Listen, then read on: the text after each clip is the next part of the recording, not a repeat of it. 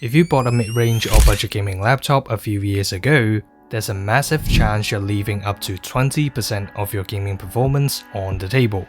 And no, it's not because of thermal throttling or bad drivers. It's a technology known as NVIDIA Optimus.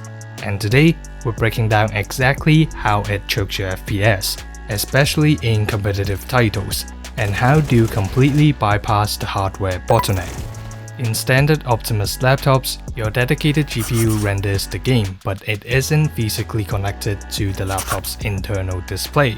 It has to pass those rendered frames over to your CPU's integrated graphics first, which acts as a middleman before sending them to your screen. This creates a massive bandwidth bottleneck and reduces the FPS.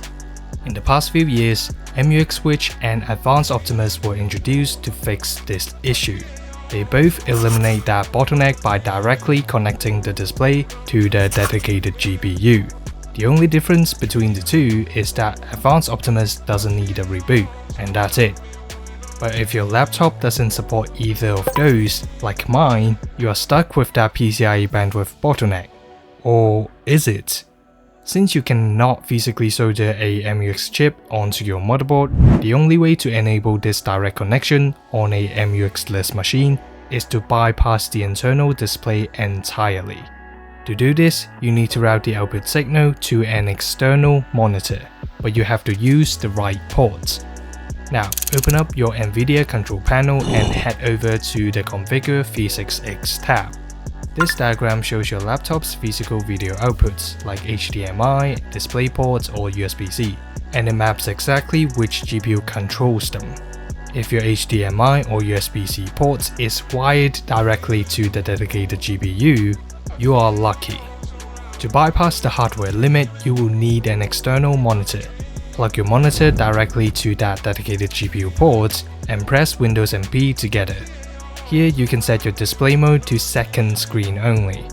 By shutting off your laptop screen and running only on the external monitor, the GPU now outputs all its rendered frames directly to the display without passing through the integrated graphics.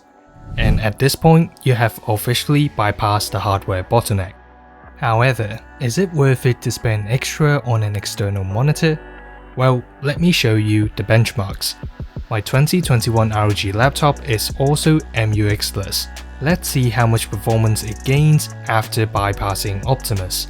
I've tested 4 different games and the results were quite surprising. You can see a massive jump in Counter-Strike 2, bringing the average FPS up by 25.9%, while the 1% lows were over 14% higher.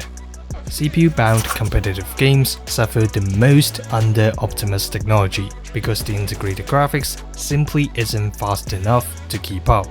Part of the frames from the dedicated GPU were not transferred, causing a lower average and 1% low FPS. On the other hand, the AAA titles also showed slightly higher frames. Not by much, but we can still see the improvements. In graphically heavy games like Cyberpunk, the difference is smaller because the system becomes GPU bound, but your 1% lows and overall frame time is more stable across the board since the CPU and RAM don't need to handle the graphical data from the dedicated GPU. So, we now know that MUX allows your laptop to run games at higher frames, especially in competitive titles where higher frame rates are easily achievable. So make sure you turn on MUX if your laptop supports it. You'll see a massive difference in smoothness and latency. Or if you're gaming at a permanent desk setup with a MUX-less laptop, consider getting yourself a solid gaming monitor with high refresh rates, and let your laptop unleash all its potential. That's all for this video. Thank you so much for watching. Drop your laptop model and results in the comments below. Make sure to leave a like and subscribe for more optimization guides. If you're interested in overclocking, you might want to watch this video next.